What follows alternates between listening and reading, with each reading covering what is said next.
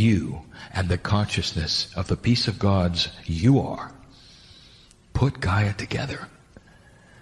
And as you then became humanity, you put the salt of your energy into the planet.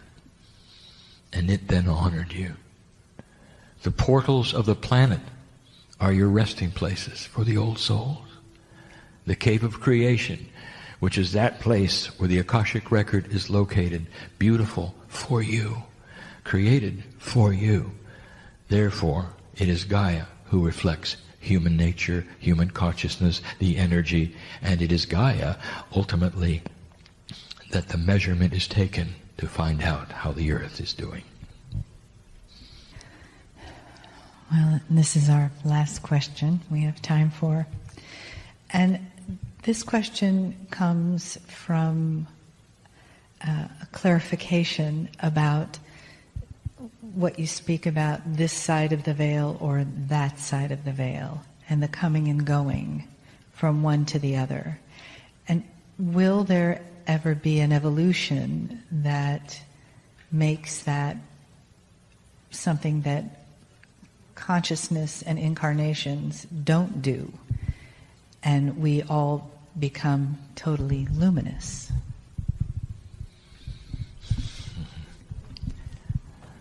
Let's ask a Pleiadian. And they're here. When they seeded the earth, you won't find any bodies. You know they stayed, don't you? They had to. And they committed what they would call their soul lifetime to your planet. But you're not going to find any bodies. Now why would that be? Ask an Aborigine about the ones who had the names which were not pronounceable. Ask the Aborigine about the 7 sisters, and he and she will tell you that they landed there, and they landed there. And they took up residence here, and you couldn't go there. No one could. It was too sacred. And how long ago was that? 30, 40,000 years? And this day, right this minute, they're guarding the same places and saying they're still there. They feel the energy. I'm giving you a roundabout answer to a very good question. The Pleiadians are in graduate status. They no longer incarnate because they don't die. The cold sore, that which is the core of the soul, is connected so strongly because they have quantumized all that they are, that they become the singular soul. Now my partner is saying, stop and start again. And I will. In the cave of creation right now there is crystalline, and that crystalline represents your soul. One soul, many lifetimes. You have to understand this. Like rings in a tree, you have one soul with many lifetimes. Right now your higher self is your best friend, and it has been your higher self every single incarnation.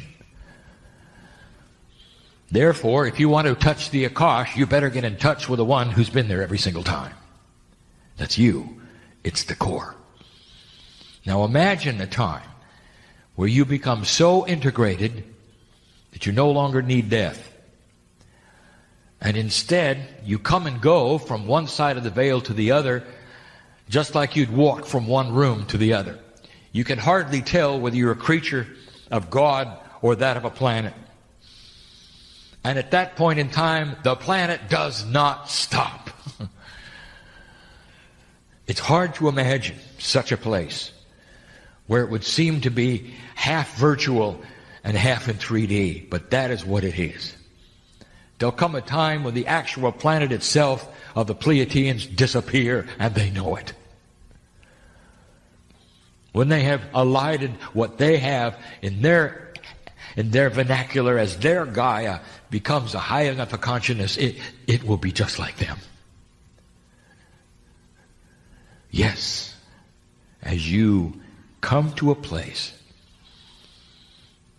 where you are able to touch your higher self, and this spreads to other humanity, and it's not in this generation or the next one or the next one or the next one. We are talking about a lot of years. You know that. And when it takes place, and it could, just like it did there will be no death. There's 2 places on the planet right now that are very, very Pleiadian. You might say they have decided to reside there in their multidimensional states where there is no time, where they wait for you to do something. And now I present it to you. In the mountain called Shasta, they're there. Climb the mountain. You'll see them. Some of them will show themselves. They love you. You're a sister and a brother. The original teachers of Lemuria reside in the island of Kauai. And that is why that island has never been and never will be conquered by a king, by military, or government.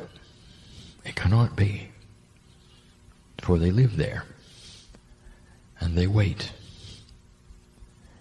They never died. They've been on this planet as long as the planet sustained enlightenment. 100,000 years. What are they waiting for? I'll tell you what they're waiting for. They're waiting for what you're doing right now.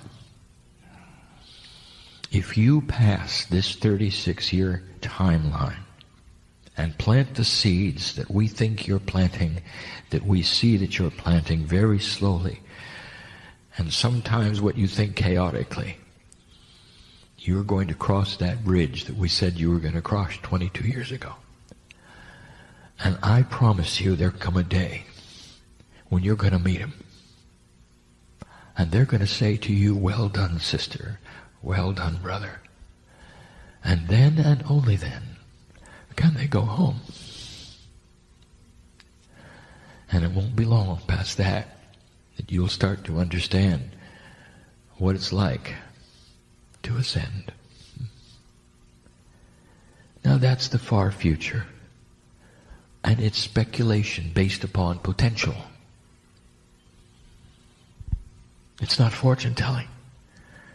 It's predisposed, not predestined.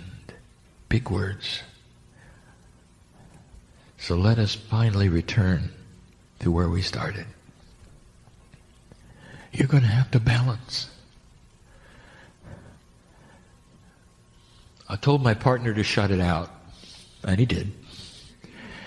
I told my partner not to feel what I saw, so that he wouldn't come away with anything out of integrity. For it's not up to him to see those in this room who have secrets, or in trouble, or in confusion. But I see it. And I don't want to let this group of precious old souls leave this room without taking the hand that is theirs in the higher self. At least try it. And leave different. It is so available. And so difficult at the same time. For you to believe it, or believe you need it, or for some of you even to want it that bad. Fear of enlightenment is always there. Oh, shaman. Let's talk about the shaman and those in the audience. I got 3 of them. 1 credentialed. I know who's here. Think I don't know who's sitting here. What possessed you? to get that namaker? What possessed you to become that which is the shamanic? And I will tell you, because this is what you did before. Only before it didn't turn out real well, if you know what I mean. And so you had to cross that bridge.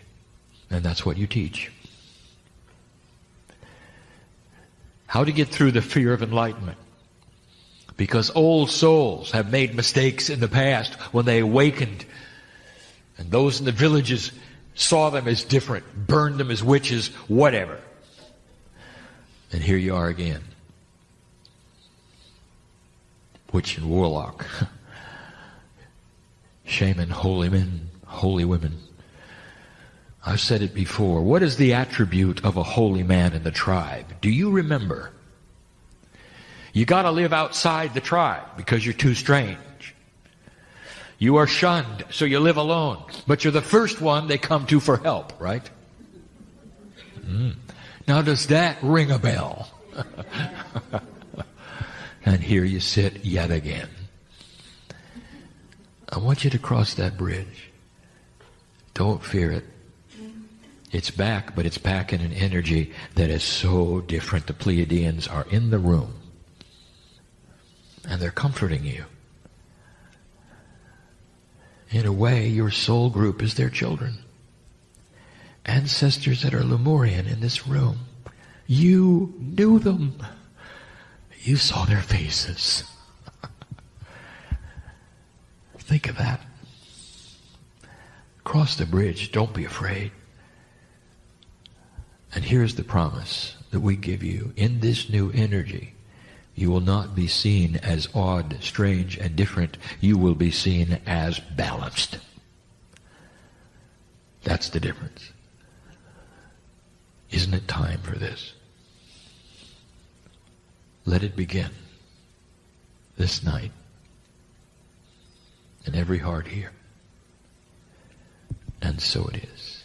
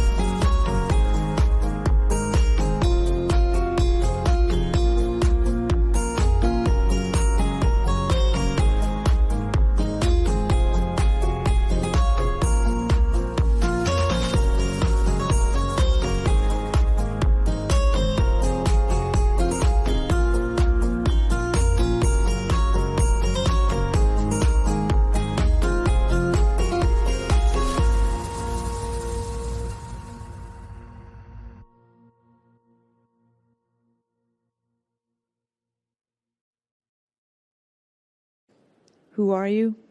What are you doing here? What is the purpose for your visit? What is the reason for your pilgrimage? What is the knowledge that you seek?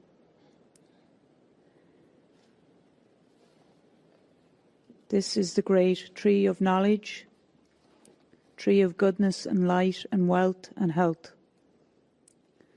This is the Tir na Og, the learning, and the deep pool of accepting who you are and the power of who you are, and how you can live your life and let go of memories and tap into information as you need it. Not just information, but wise information. It's the wisdom that you're seeking. And it's all to do with making this a day-to-day, a moment-to-moment practice of how does a wise person make decisions? How does a wise person operate in alignment with the earth, the elementals, Father Sky, with an awareness of the water and the flow of life and the bounty of life. And this is what conquers the fear.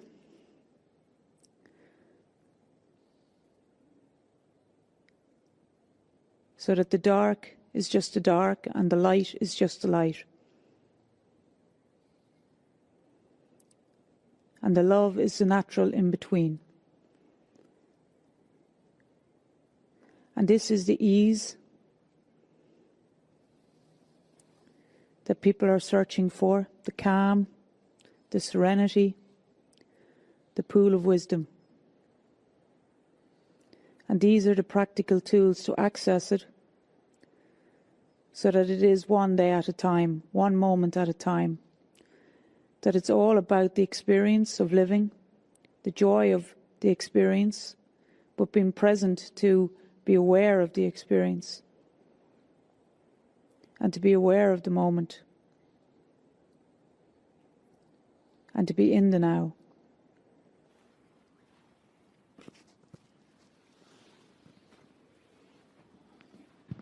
Greetings, dear ones. I'm Kryon of Magnetic Service. Some have noticed that there's a difference between the channelings given before groups of people in a conference or those who would gather in an excursion.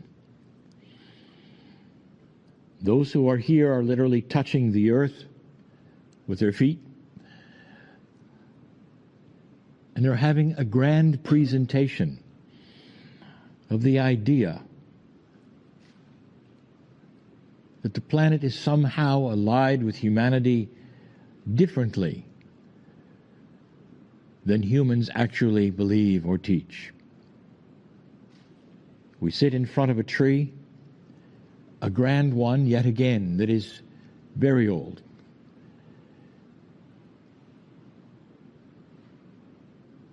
There are things that this tree has seen that only generations of humanity would have said they have seen. You can look at parts of it and say history was happening when this part was growing. And you'd be talking about centuries and centuries ago. And it still lives on. Humans look at the trees quite often differently than we are teaching now. Dear ones, it is a common theme of Kryon, and I will give it yet again, in great love to you, that the modern teaching that is spiritual not only has left out the planet, but has modeled God after humans. Some of you grew up in school and you learned how the trees and humans react. My partner, he learned that the trees are constantly scrubbing the atmosphere of the waste of carbon dioxide. The entire specter of this and the perception is that trees are on their hands and knees cleaning up after humans. And it goes even further. There is not an honoring of the earth or its part. It's just there doing its job. There isn't a sense, perhaps, that this tree is being fed right now as we exhale. And as the process itself that it is known for, that is living, literally gives off the life of oxygen. That's not nature on its hands and knees scrubbing anything. That is an alliance. Now that alliance creates so many things that we teach today, including that which we call entrainment, which is the field. The earth and nature is needed for physics. And that physics, since 2012, is starting to be clearer and more enhancing as it harmonizes compassion and thought. But it cannot go further without an understanding by humanity, more than just small groups who tour island or small groups who tour anywhere that has nature. It has got to be more common that spirituality must include that which is the planet as a sentient being. Think of the planet having consciousness of one that knows who you are. Again, the common theme of Kryon, that humans have not only left Gaia behind in their spirituality, they have placed human consciousness and thought onto what you would call God, the creative source of all things, the source of love, the source of nature. This source which created the heavens and the earth, which is immense beyond immense, which is responsible for the universe as you look upon it at night, and more universes, the multiverses that you cannot even imagine. This God, according to humanity and some spiritual systems, cares what you wear, or what you eat, or your actions somehow.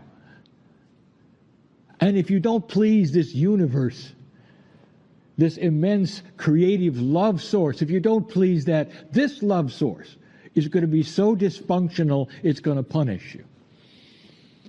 Like a bad father. We have said this before. It is humans who have created a dysfunctional God in their image. And in Scripture you learn that you were created in God's image. It's the reverse. The image that you were created in is the image of love and compassion. It is the Creator's image. And it cries out for you to now start to shift your thinking, that which is spiritual, to know who you are and who God is. It is a beautiful, beautiful circle of compassionate love that spirals into that which is health, understanding, wisdom. You cannot separate yourself from this. Well, you can try. The great human bias, yet again, is the one that shuts off God from who God is, who does not see the majesty of the human spirit or the human creation, who creates a human that is born dirty and has to somehow crawl and suffer in order to please this dysfunctional God who will look upon you and punish you. It could not be further from the truth. Look at nature. It is slow, it is wise, it is beautiful, it is gorgeous. It does not reach around and slap you if you don't do something correctly. This is nature, and you look upon it today in its beauty It's spectacular. Peaceful. It's part of you. That's God. And anything else that you might believe or any doctrine you have heard that is different from this is less than the truth. It is far, far larger than most of you who have ever been taught. And that is why you are here in this place, to feel this, because the ground celebrates you as you walk upon it. This is the place where those who are not sensitive can be sensitive. And so we invite you to do that, to be part of all that is, to rearrange perhaps some thinking, and know that God is far, far larger, more compassionate, more benevolent, more personal than ever before. Be still and know that you are God. And so it is. Who is in love? It's not about other people, it's about your own life force. And filling your life force with divine presence, with love. And this is a choice, moment by moment, day by day. Choosing love, choosing to be in love, is love of life force. Being the light, being the divine presence, is your choice.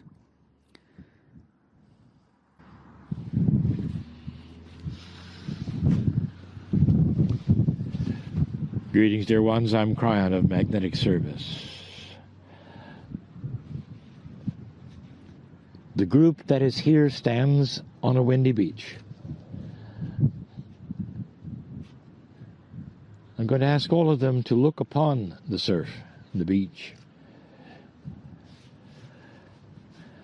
and reflect. This is called channeling. My partner steps away, and for a moment, as pure as it can be, the consciousness of the other side of the veil flows in to love humanity, to give you messages of love, appreciation, benevolence, instructions that will help for the future. That's the entire reason for channeling. The elements here all coordinate in that, for they are here for you. You walk upon the earth, you are part of the earth, but the earth supports a plan that is here, that is more than you think. I want you to reflect for a moment the history that is here.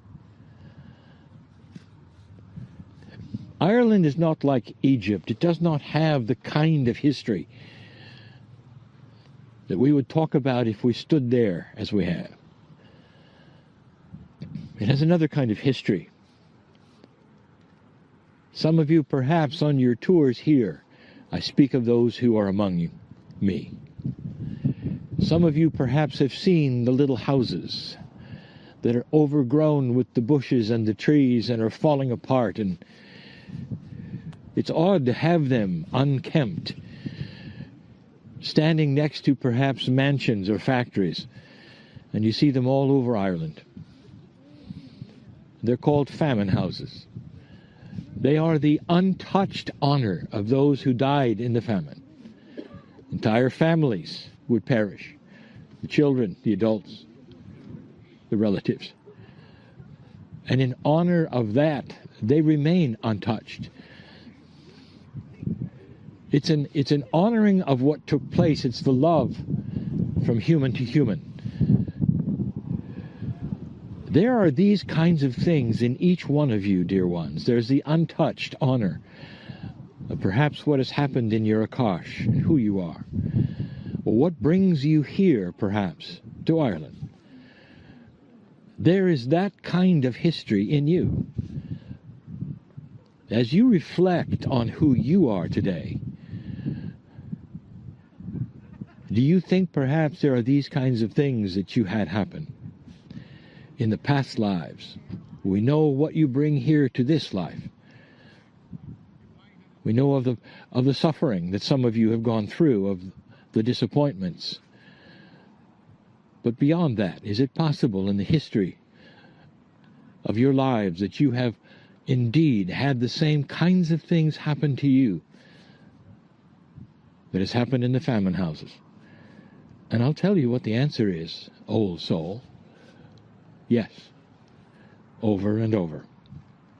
And so now you stand in reflection and in love, perhaps of who you are, to come to this point where you have full realization of you, your past, and perhaps even an extension of your future now that you know these things. This message is about you and the future, even though it is reflective of the past. I want to ask you, what's next?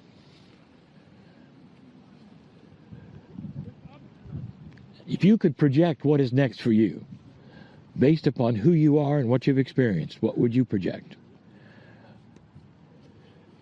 I want to encourage you to project that which is benevolent and good, which suits your magnificence and that of the planet.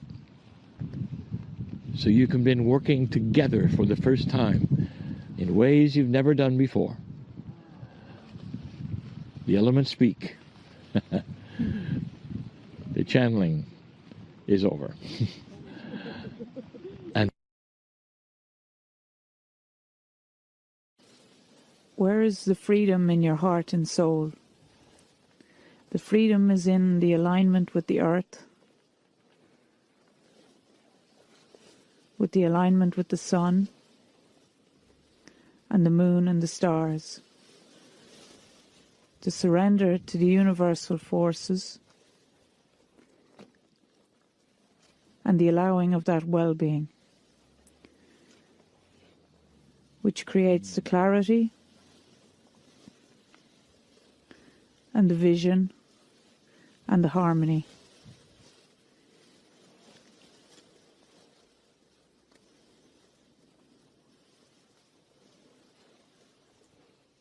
It allows the innate living in alliance with nature and with the earth and with Father Sky.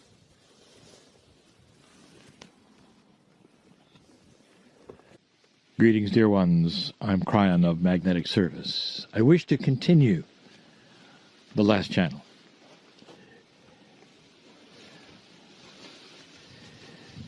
We sit in an ancient hut, a place where life existed many, many years ago. In a circle, we are. And we continue the message we had before, and it is about freedom.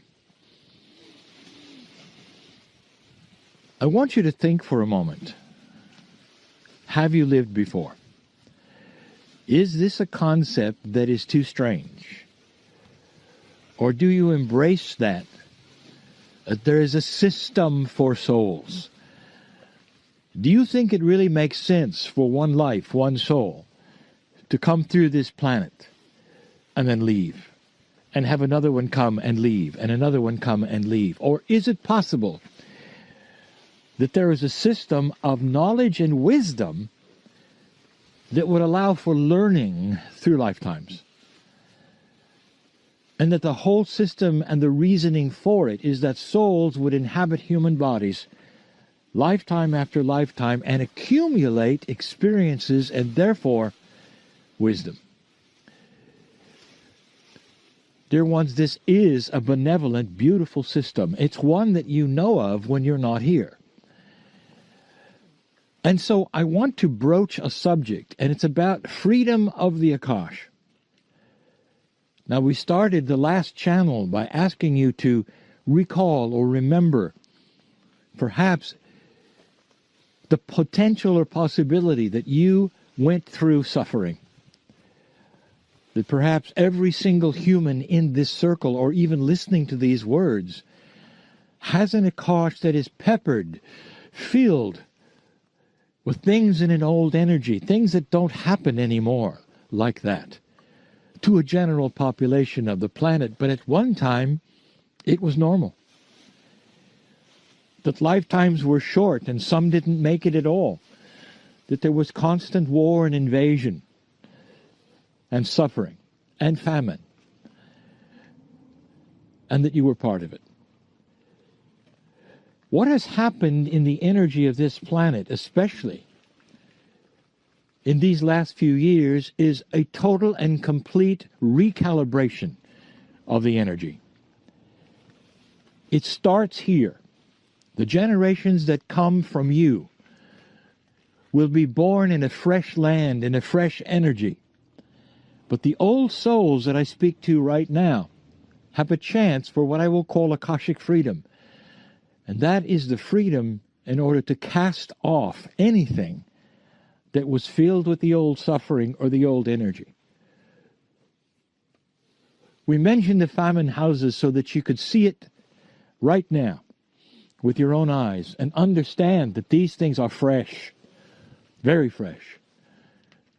And then in old energy, humanity did not seem to learn much. We have spoken of this time and time again. Truly, the consciousness that is beat down and never ever evolved creates the same dysfunction over and over. And it's tough to go anywhere that is evolved. Suddenly, that is changing. And that is why so many things on the planet right now look either odd, or sometimes the old energy, you see it now and you never did before. Personal habits are starting to shift and change. Many humans, especially old souls, are starting to question who they were, what they did, why they did it. You might call it an awakening. We simply say a freshness, a light that comes in. And that is what many are experiencing, perhaps even some listening to this now. It's almost like the sun comes out when it never came out before. It's an opportunity, a freshness, a freedom of the Akash.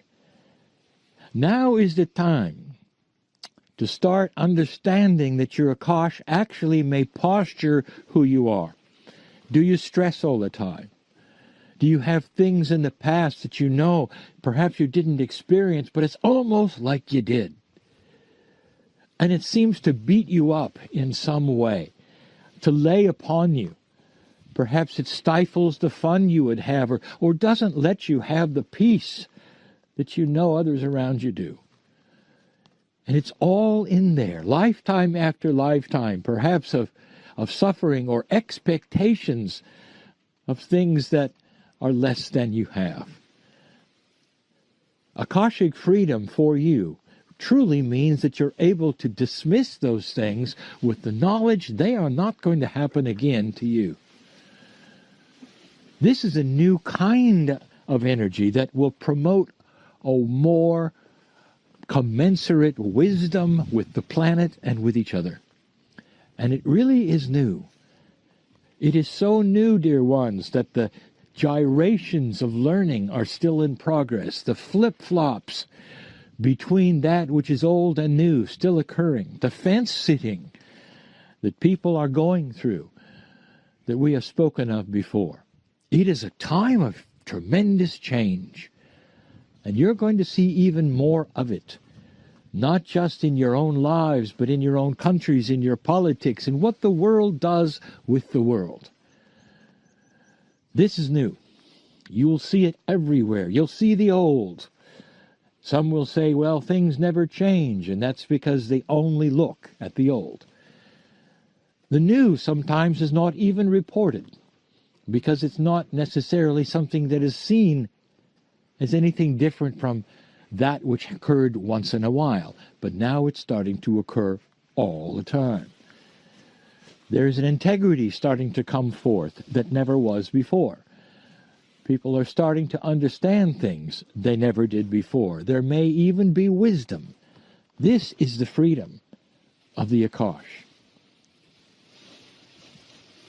So when you think about the things perhaps you went through, I want you to see them diminishing in that which is your Akashic record.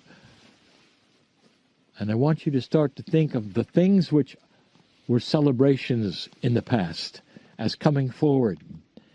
And that is going to be in your dreams, and that is going to be in your life. It's the promise of wisdom.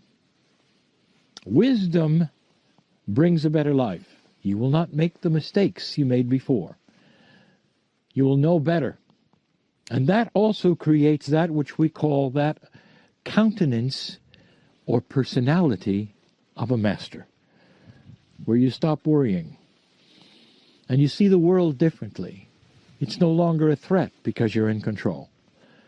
You're in control of that which is the compassion and the love around you and in your own life.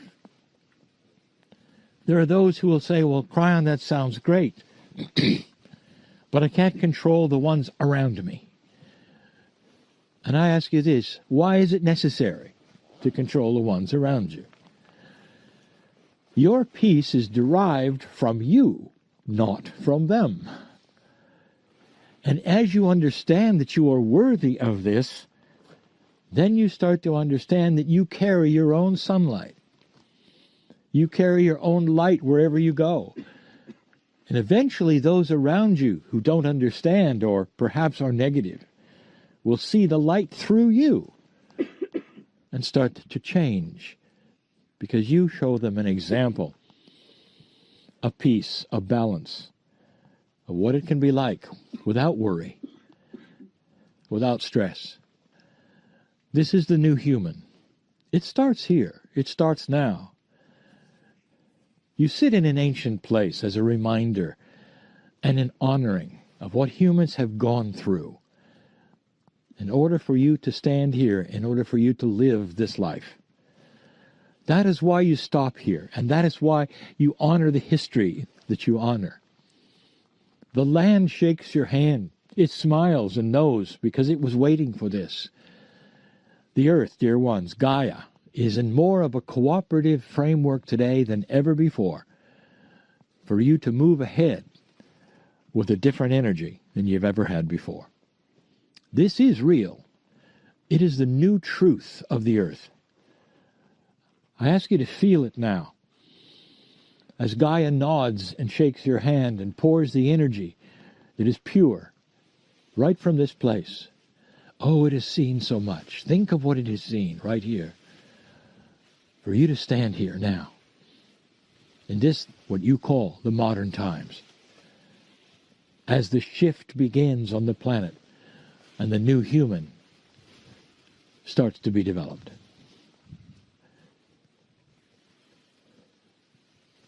And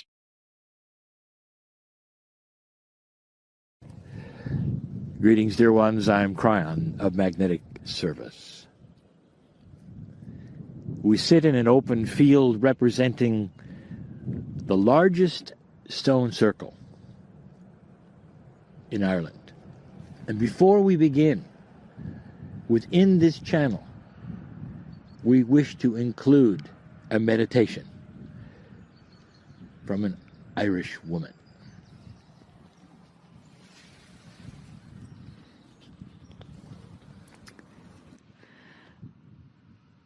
Aligning with reality is a circular movement. Infinity is a circular movement.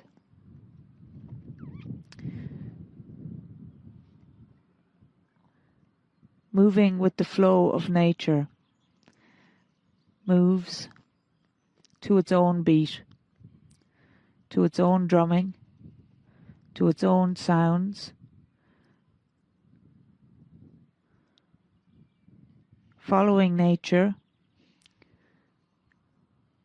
is a circular movement upon a circular movement upon a circular movement.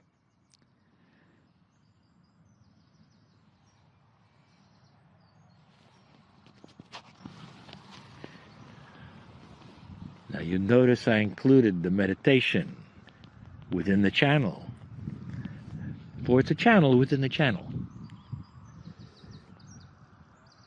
And you've heard the one called Jane give the meditations before this, in the past. And the next time you hear it, in the next channel, I want you to realize that this is a form of channeling as well. One who was born here, connected with the land here, and knows things my partner does not know. I want to talk about life. I'll talk about it slightly different than I have before. This channel will hook to the next one in a way that will be self-evident when we get there. The next one is scheduled to be by the sea. So we shall see. Life, dear ones, is not necessarily recognized for what it is.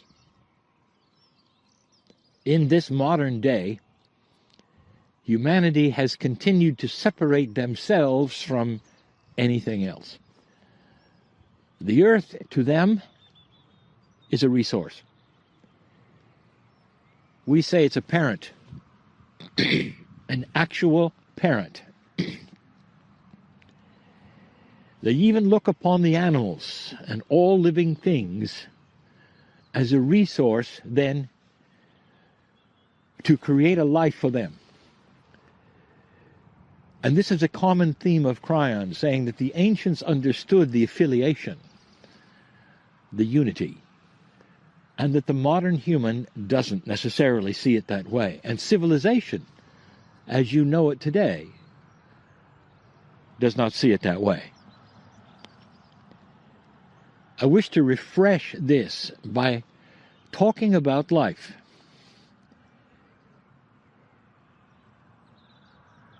Dear ones, life started on this planet, and it started here as something extremely common. Planet after planet in this galaxy has this take place. If the elements are correct, the temperatures are there, and the mixture is proper, you will have life. Period. Now this is controversial because there are those who are spiritual who say, well, the spark of life is something that was created specifically by God. Your definition of God will help you to understand what I'm telling you. That the Creator created a planet which helped then create life.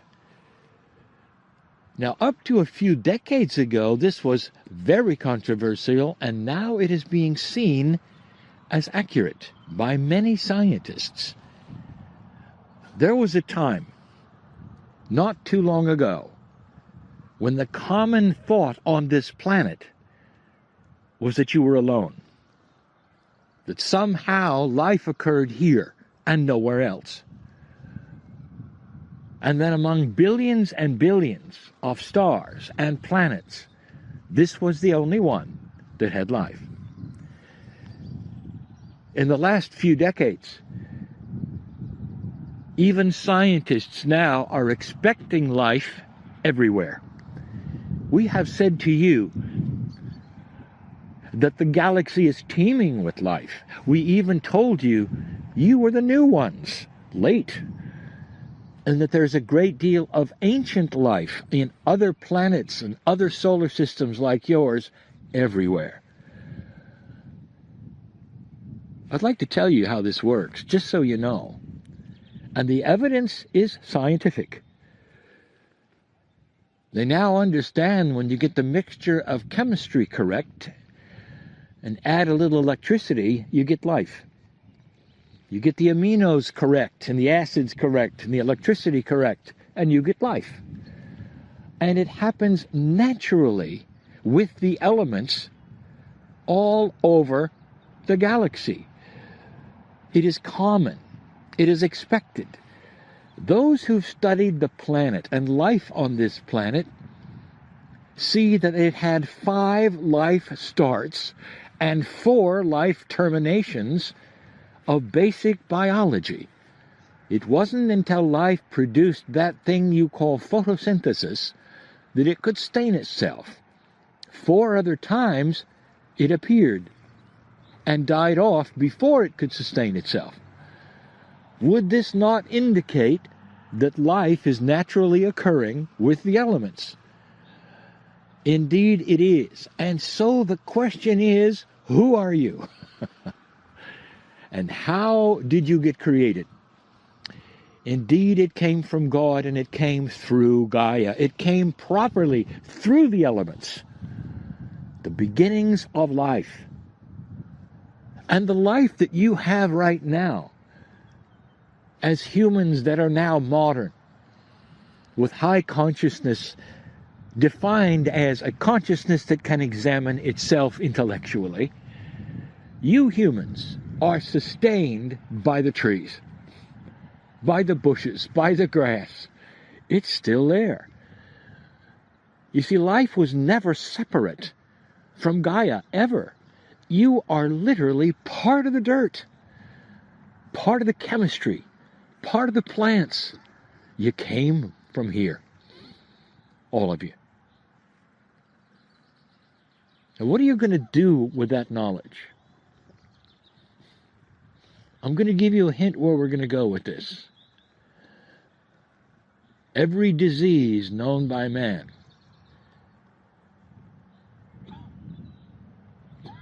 can be eliminated through Gaia, through consciousness. You are designed to self-balance. And humanity has lost that knowledge that in the ground you will find all of the remedies for everything. The things that are killing so many humans right now are all about unbalance. And some of it is consciousness, some of it is chemistry. And even the indigenous knew this, for they found ways of killing themselves through unbalance as well. Humans do this, but then they return to the planet, and there's some basic herbal remedies that, when mixed correctly, can create longer life and health. My partner was reminded of this in a very isolated place, in the middle of the Pacific Ocean, called Rapa Nui. Some of you have called it Easter Island. And there the shamans would tell that in that isolated area that knew nothing about anything except themselves and their island, within the crater of an extinct volcano, they had a garden. And that garden sustained them, and the average life of the Rapa Nui people was 120 years. They had found the secret of health, and they were growing it right on their own soil. We encourage those to find this again, and again we'll tell you that Ireland is ripe for these discoveries, not just for botany. Medicines of all kinds can come from here, and they will be imbued with a life that no other place on the planet can grow, just like Rapa Nui. There is so much here to know about yourself, about the healing. Astronomers are expecting to find life everywhere now because they know of the chemistry of how it occurred here. They expect to find it where there is water, the temperature is correct, where there's electricity, and there is everywhere. They even expect to find it even in your own solar system. They're looking for that, which is microbial, and they're correct.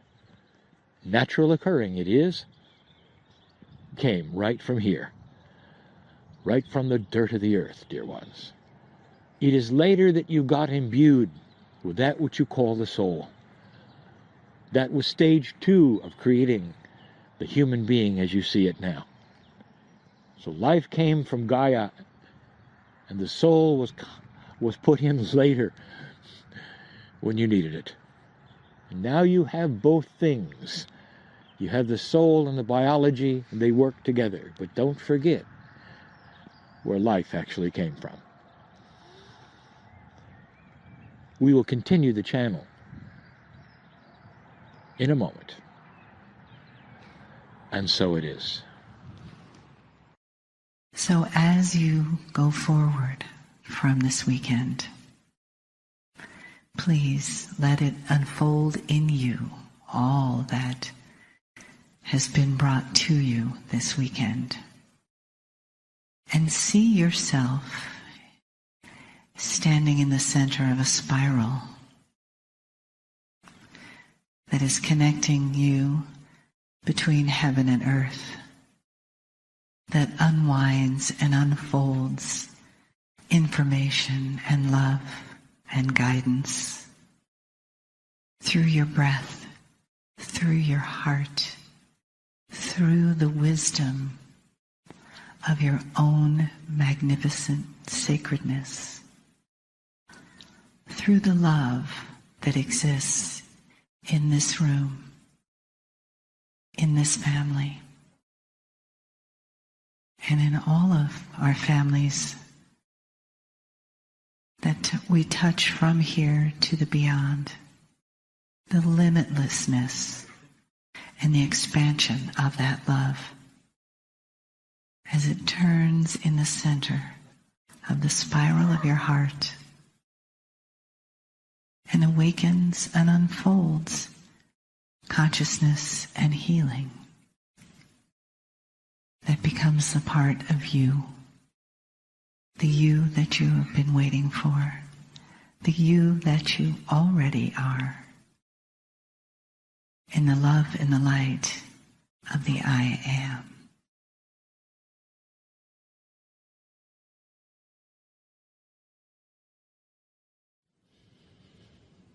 Greetings, dear ones. I'm Kryon of Magnetic Service. There is a tradition of more than 20 years when it comes to my partner and channeling. The tradition is that on a 2-day event, the last channeling would be heartwarming, loving, short, and simple. We're going to break the tradition.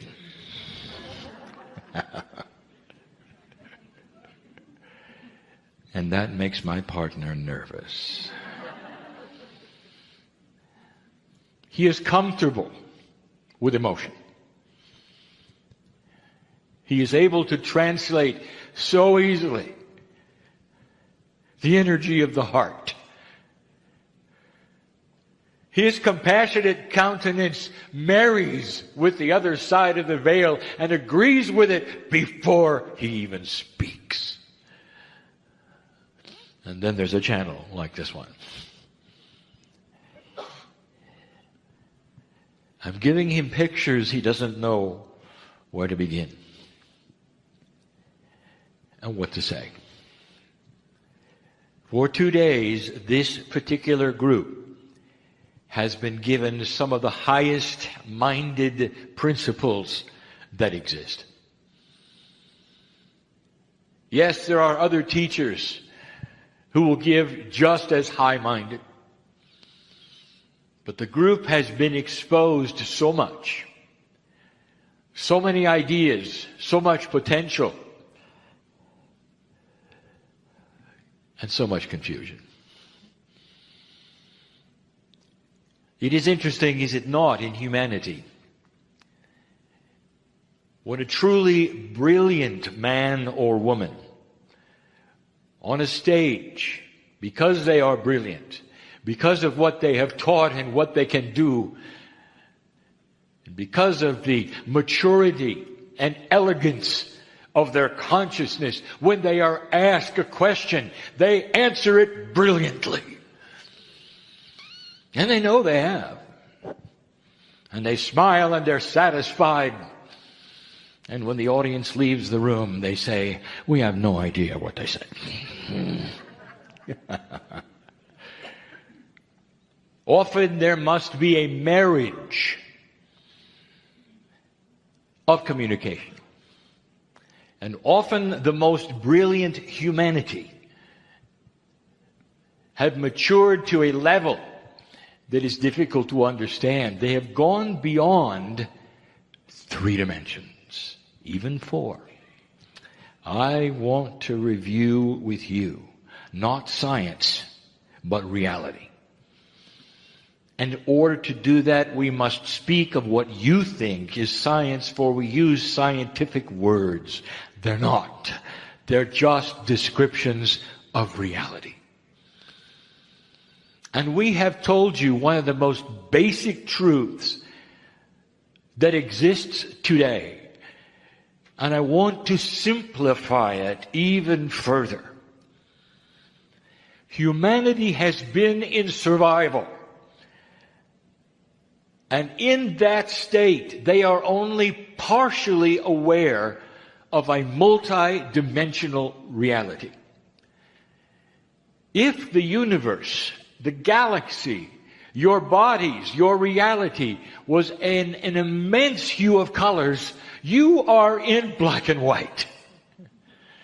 And some of you are discovering shades of gray. Could it be simpler than this? Is there more than you can perceive or think or see or imagine? The answer is yes. Now, let us carry it even further. The highest sciences on your planet, which you would call physical sciences, for many years have been dealing on the outskirts of what we will call multidimensional discovery. It's not new. One of the highest minded thinkers that you can imagine, you called Einstein. In all that he gave you and all that he could imagine and think, he had trouble with multidimensionality. It is indeed true what the teacher Greg said, that on his deathbed he bemoaned the fact that through his brilliance he could not ally the forces that he knew about, could not conceive. And here is the irony. The scientists around him that he did not like had the answer. Today you call them quantum. When they started the discovery of multidimensionality, they started with looking at particles that were obviously different than your reality. They called them quantum particles. Just a name. A name of reality that was different from yours. It opened the door for questioning what was there. The name quantum stuck. The very idea that a particle could be multidimensional was labeled quantum. That became a buzzword, if you would like, for multidimensional things. And we're going to carry on that tradition. Make it simple. You live in a practical world that only includes a few of the dimensions. We even hesitate to count them because they're not countable. They're not really linear. You want them to be. So you gave them names and numbers. There are those that would say that means that we are broaching a new dimensionality. Oh, yes, you are. And then they will linearize it and number them. We're moving into 5. Oh, some are really brilliant. They're at 7. And we've told you before, you're still in black and white if you think that way. It's bigger than this.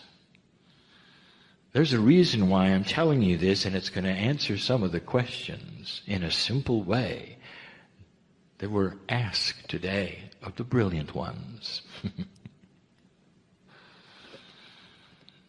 Dimensionality is a soup of reality, with many hues and many shades, and you're in the black and white portion moving into the shades of gray. There's no color yet. Not with a general humanity. There are a few brilliant ones who have the color. I've asked this before. I want you to put yourself in the shoes of a human being who faces a sightless person from birth. And the sightless person says, "Explain red." They have never seen anything. And they want to see or have the explanation of a concept so much grander and greater than anything they have ever seen or known or experienced. You will not be able to answer. You know what red is, don't you? But you can't tell them, can you? Do you understand just a little of the barrier that might exist between the multidimensional quantum concepts that we are going to talk about and the one you're in? It is the same. So how do you get to the next stage, and what is happening? Dear ones, I'm going to make a statement. When you cross the bridge, as you move through the precession of the equinoxes, as the calendar dropped away, as the cycles start to change, humanity is going to be introduced to quantumness. And it's going to be everywhere. For multidimensionality encompasses everything, not physics. Physics is simply the study of the way it works. That's all. But you're going to find it everywhere. And there would be those who say, "What's the big deal?"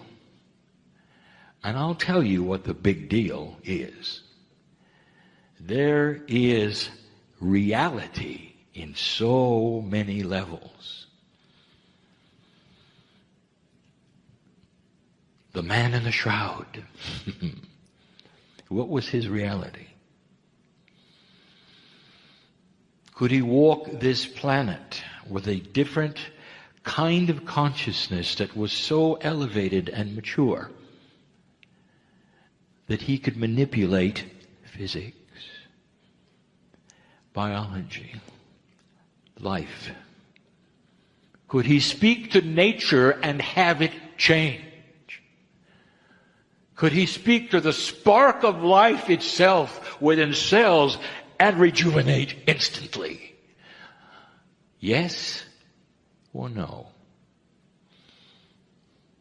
Those of you who believe in the words of the ancients, written clearly, will know that that is history. And the answer from me is yes. Oh, he was not alone. Those who followed him, even into the current day, could manifest things out of nothing, control over physics. I'm going to make a statement. Right now, on this planet, the highest inventions that are being worked on, that are being manifested, that are being thought of, developed, and used are quantum. There is no invention that is of 4 dimensions that is meaningful at all.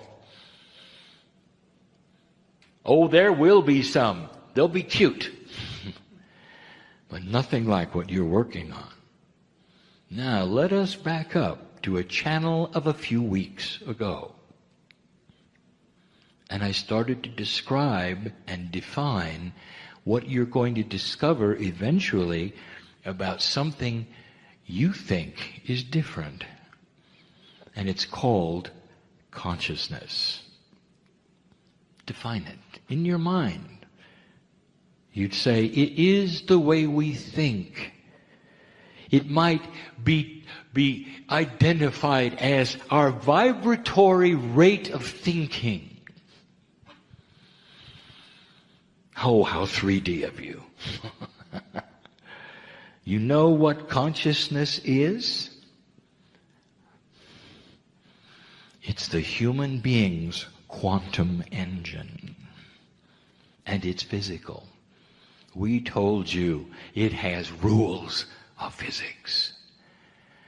That when you started to apply, and when you started to understand, and when you started to know about how to work with your own consciousness, no one else's, but your own, the moment you begin, you inform every single cell in your body to start shifting into shades of gray. It is automatic because it is expected of an old soul. There have been hints of this, dear ones. We have given you a little physics. We're going to give you a little physics again. You're dealing with basically 4 laws, what you call laws of physics. We have defined them slightly differently to make it easier for you to understand. 2 of them, we have said, are strong and weak electromagnetic force. You have relabeled those as gravity and electromagnetics. Not really. They're allied. I'm going to show you in a minute. The second 2, the strong and the weak nuclear force, what scientists take a look at the core of the atom and examine. And then the 2 missing ones, which will give you a total of 3, 4, no, 5 maybe, 6, 3 pairs, will complete it all. The strong and weak multidimensional force, when discovered, analyzed, defined, and when finally understood, will even explain what you would call dark matter. There is no such thing. It's simply invisible. Now, let's talk about a brilliant one for a moment to give you just a hint of how science starts to relate to consciousness. His name was Tesla, and he loved magnetics. I told you about him. He came for a reason and left in frustration because he could only go so far. That was all he was allowed to do. Let me tell you what he saw in his laboratory through his eyes. And I've only mentioned it once before. Dealing only with designer magnetic fields that were coarse, without computers, without the electronics kind of elegance you have today, all he could do was flounder in general areas of designer magnetics. But 3 times or more he touched on a formula that changed the mass of things on his workbench, and they flew off and hit the ceiling.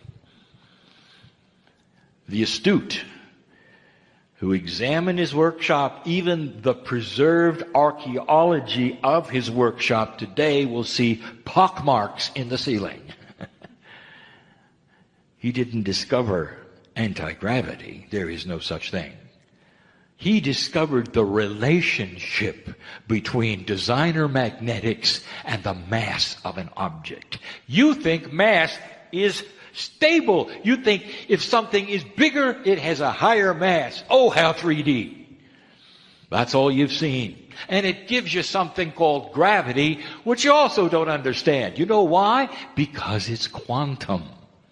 Magnetics is quantum. You play with it. That's all you do. You play with it. You don't understand it yet. Humanity is starting to work with consciousness. What did you see the good doctor do today? What did you see the teacher Greg settle on?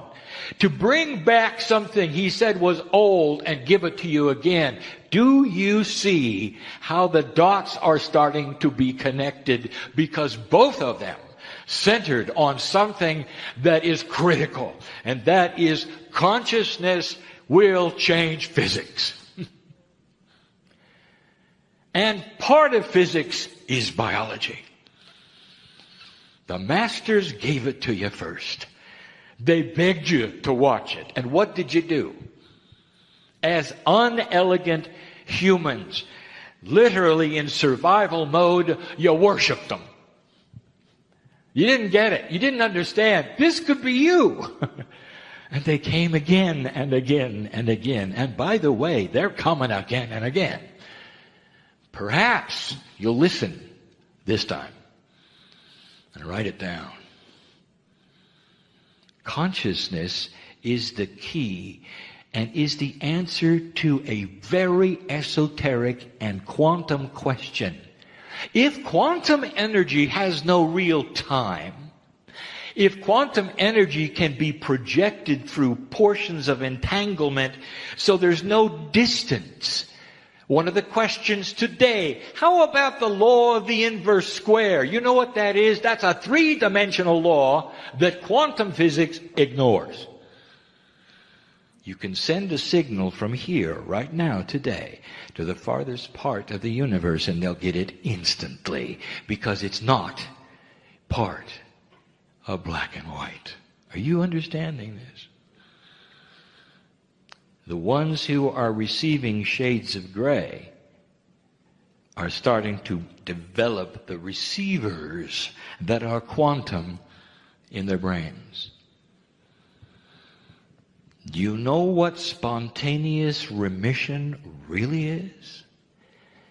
It's the human being who has a triggering from whatever process you want to call it, through his Akash, through fear, through joy, through survival, who all of a sudden, for a moment, sees in color and has the ability of the masters and heals himself in minutes. Now, I want to relate to what you saw today, dear human beings in this room, and were told. What did you see on the screen? Healing in minutes. How do you explain it? What did the doctor tell you about a new system that is purely and totally conscious thought? Instant healing. Are you beginning to connect the dots? Here's a question. If you can create a quantum invention, whether it's a laser or something else, when you turn it on, why doesn't it cure everyone around you?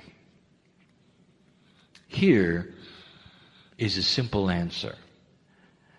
Because it's quantum, and you're not.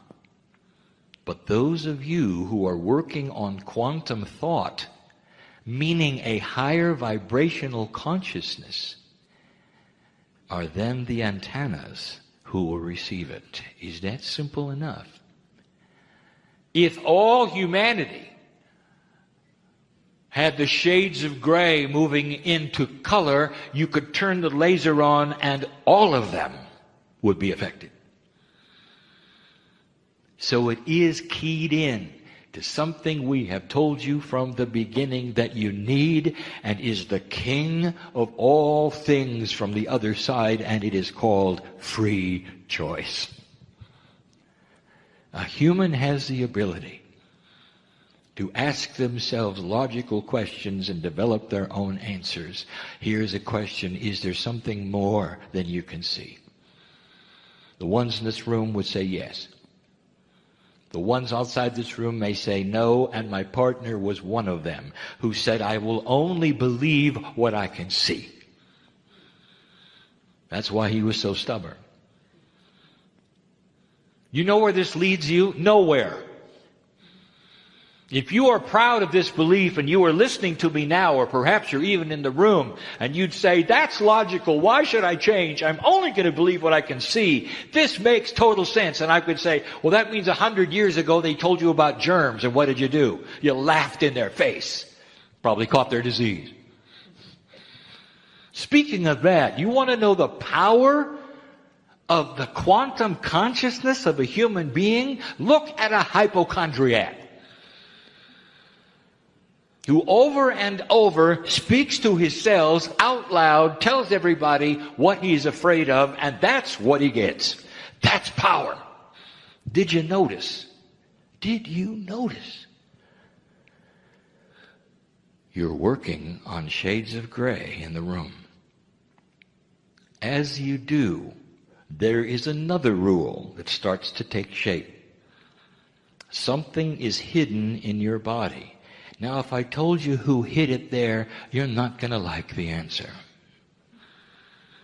There are processes that are quantum. All of you have mastery. All of you can be the man in the shroud. Your DNA is equipped fully. There's nothing that has to be given to you from somewhere else to activate it. The basic truth is this: your free will starts a process that the cells have been listening for eons.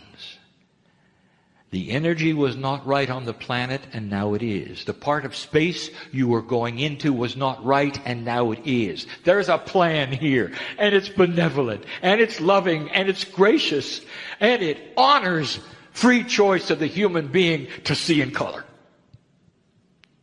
I'm going to say it again. The most profound inventions and processes on this planet right now are the ones that totally involve consciousness, not physics. But consciousness is physics. The creator of the universe is the master physicist. And when you start realizing what is in these forces, even the 4 basic ones, but especially in the 6, you will include consciousness as a major player of physics. And that is why your mind and what you have can instantly speak to your biology and get a result, and say to the mountain, move, and it will. What if all humanity had that power? The intellectual says, that's laughable. What if you did? And I say to you, congratulations, your Earth just graduated. There's no confliction, because it comes with wisdom to use it. Do you understand that as you mature and you become seeing the shades of gray, your palate changes, your wisdom changes. You figure out why things are what they are. You stop the problems of the earth that you think are unsolvable simply because you're in black and white and that's all you see. Every single holy man, shamanic energy, anyone that you know who could manipulate reality had something else, if you remember, and that is profound wisdom. Profound. It comes with the territory. Can you imagine a human race that is wise? It's happened before in other places in your galaxy, and that is why we are comfortable to say today, we have seen it and you're doing it. The degree of speed at which you accomplish it is up to you. Slow, fast. But the snowball is rolling. It's going to be hard to stop. And in the process, as light and dark itself recalibrates itself, there will be conflict. And we told you there would be. Do you dare celebrate it? Understand. So again we say, the ones who are studying their own selves and the consciousness of themselves and are trying to figure out the puzzle are going to trigger a cellular response that is going to help give you the answers. Your body is smart. Who hid all this information? What's the process? Why the illusion? Who hid it? You already know the answer, don't you? We told you, God within means you're eternal. God within means you're wise and you're smart. God within means that you were smart enough to hide this from you until you became mature enough to understand it and use it. I hope this starts to explain some of the oxymorons between quantumness and 3D. Dear ones, the message of Kryon from the beginning, has said that you are facing change. Don't despair at what you see on your planet because you created it within the change. Go back to your history and your prophecy and you will say there was every bit the opportunity for you to have destroyed yourself. You had the engine of destruction up and working when you were born. And you didn't. The naysayers will say the engine is still there, you're still going to do it. That's what humans do. And then there will be the ones who are thinking in shades of gray. And there's two kinds, and we told you who they were a little while ago. I'm going to add the third group. There's the ancients, there's the futurists, and there's the old souls. I can't tell you the celebration that's going on my side of the veil about what you're doing.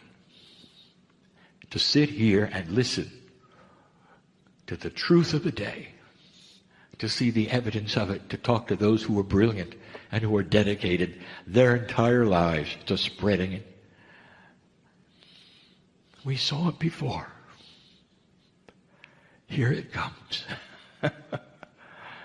Don't let anybody talk you out of it. Don't let anybody talk you out of your magnificence. Don't let fear get you today.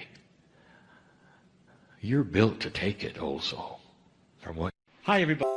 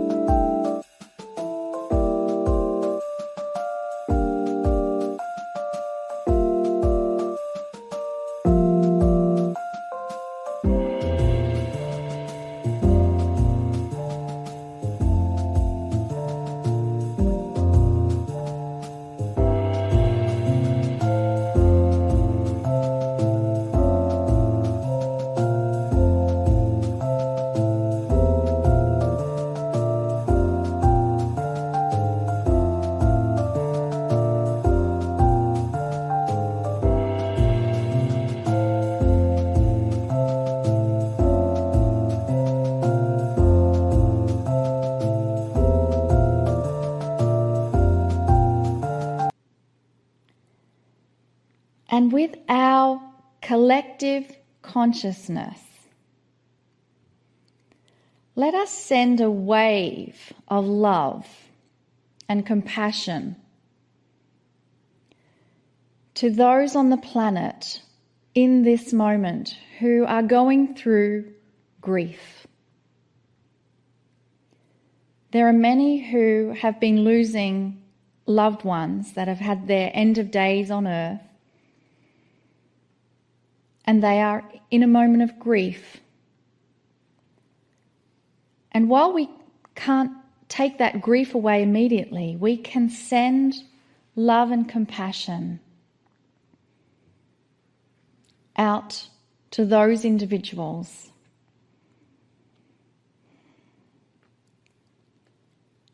And allow them to feel our support. And allow us to visualize them, perhaps not in a month or not quite a year, but allow them to be softened in their reaction. And that they can smile when they think of that loved person, knowing that we are in a circle of life and we don't truly die. We simply change energy forms. And that loved one that they have lost is now part of their soul group, guiding them, assisting them as they continue to walk on this planet. And with that connection and thought, allow your hands to relax. Take a deep breath.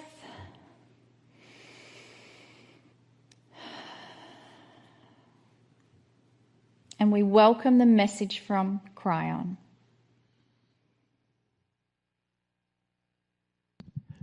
Greetings, dear ones. I'm Kryon of Magnetic Service. Each time we come before you in this way, I hope you understand the love, the benevolence, the beauty. As we sit at your feet and give you the wisdom that is here. This planet is changing greatly. You may be aware of it. Some of you are seeing things that are fearful or appear fearful because of the shift, of the change, not understanding that some of that change may be that which will upset the normal. And it's the normal, perhaps, that is not going to return. A normal of low consciousness that is starting to move away from humanity as you know it. This is the first of the month channel. That is to say, the first one of the month. All 4 of these channels will be available and are available for free. And so I then am free to give you a 4-piece channel. And I do it yet again. Part 1 of a subject. And this subject truly is the elephant under the table, as some of you would say. Those of you who are watching this program, who have tuned into this program because you want to watch it, have something all in common.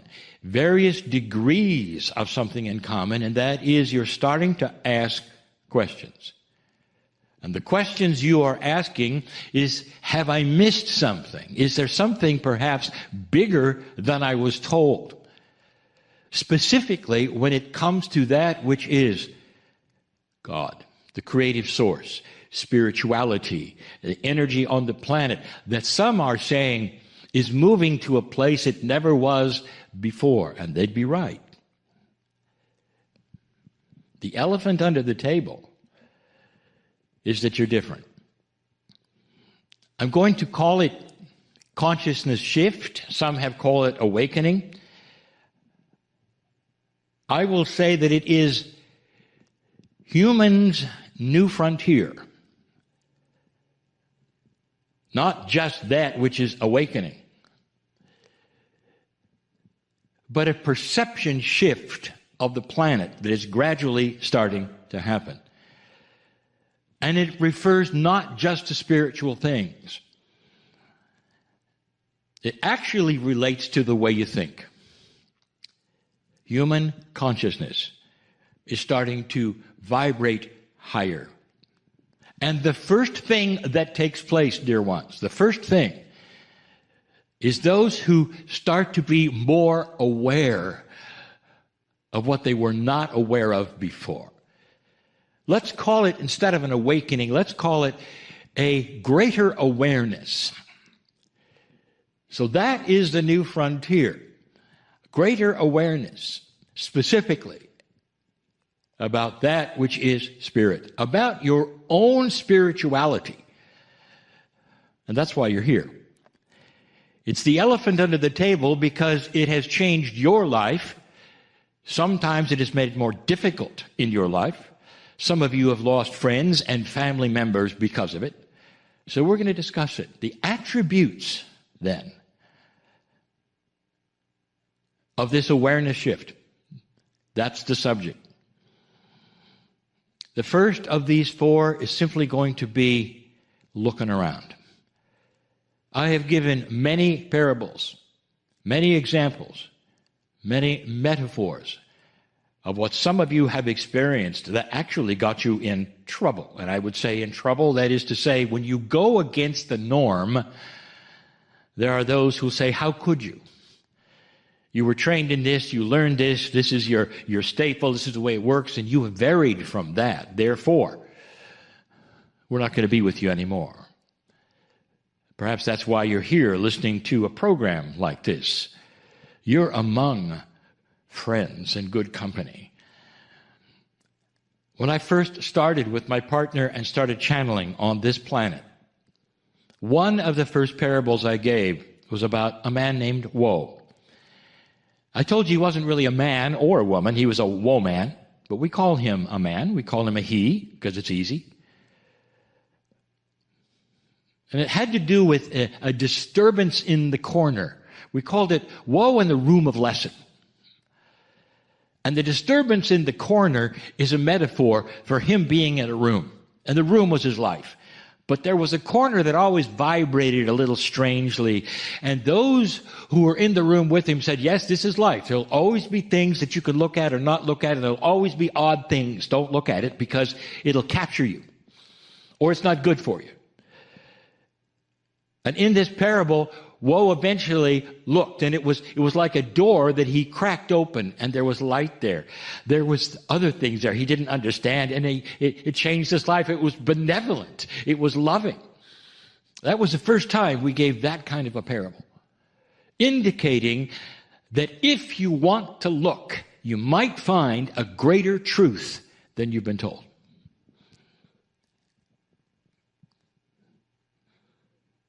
We gave a parable which became a book, The Journey Home.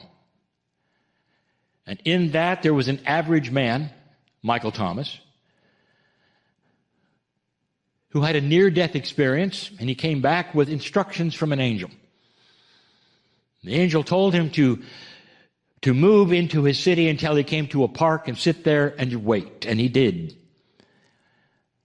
And finally he thought he saw something in the hedge, like an opening or perhaps an anomaly. And he went to the hedge and he saw that it was indeed an opening, a doorway, if you want to say that. And then he had a decision. He said, am I imagining it or not? Has somebody made this happen to me or not? Am I being tricked or not? And he tried to unsee that, and he couldn't. Every time he looked at the hedge, he saw the doorway, every single time. Eventually, dear ones, he went through that and the adventure began. And he learned about things which were bigger than he was told. But the point is this, that when you start looking and something occurs, you cannot then delete that. Your conscious, your brain captures something critical, an opening perhaps, an awareness perhaps. Some have called it even an awakenings of what is it? And you're not frightened of it because you know that what it is that you have seen or felt is okay. It's safe, and you would like to know more about it. There are so many who have called these channelings a trick, that somehow you are brainwashed and you're tricked into something, and then you're captured forever. Dear ones, what if you went from darkness to light and you liked the light better? Is that a trick? I'll tell you something that you should hear, and you should need to know, perhaps, and that is that all of you have the ability to look. And that if you choose to look, dear ones, that's like an outstretched hand to all of us to say, look at that. He's looking, she's looking. Let's give them something to see. That's what happened to my partner. That's what happened to many of you. You saw a greater truth. You went to look further at it, and it became that which is now your life because it saved some of you. We know who's watching. It became something that has extended your life. We know who's watching. What if God is bigger than you were told? What if God is not even representative of that word itself? A word that sometimes means anger and judgment and dysfunction like the Greeks had. That creative source which made you is provable all over the world. If you don't believe in that which is God, what if you erase the whole idea of a Father in the sky, instead have a benevolent source that you are part of, that has a grander scheme than anything anyone has told you? Let me close with this until the next section. There are physicians around this planet who are very, very good at something, and that is saving lives.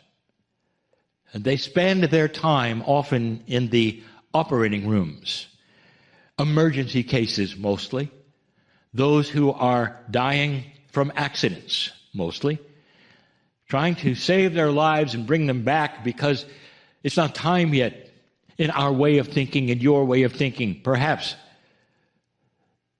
They come in and there's been an accident and their heart stops.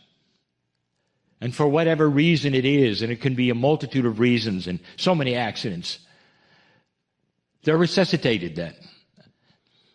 And that physician is good at this, at saving people and bringing them back, and they've seen it over and over and over, where someone would be clinically dead for a number, perhaps, of moments or minutes or whatever. Over and over. You've seen this. You know this. And the thing that they will tell you over and over, ask them. Some of them have written books on it, is this. A person comes back from that near-death experience, and the first thing they want to know when they recover and look at the doctor is this: why did you bring me back? You see, they saw something. The door started to open and the light shone, and they felt the love and the benevolence. They felt safe and beautiful. Oh, my. Can you imagine such a thing? Even though the family was back there on the planet and all that, and all they wanted to do was stay. And it wasn't a trick of the mind, as some biologists will tell you. That's real. And then they come back into a planet where they have to work with consciousnesses, lows and highs and all this, and they're disappointed. So many. And then they philosophize about it, and some become authors and teachers and healers themselves, and often the near-death experience has opened them to this. They saw the truth, and they want to show it to you without you having to go through what they did. And that's why you sit and listen to them. And we've had them.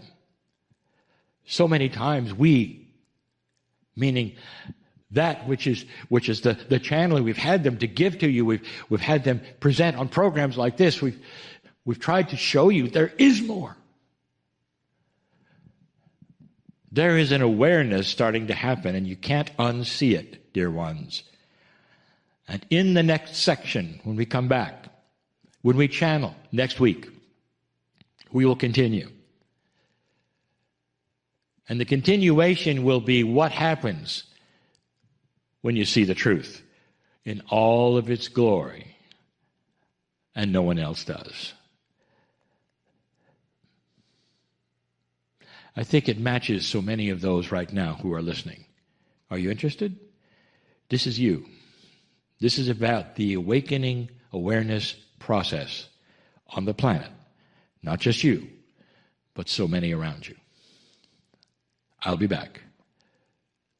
And so it is.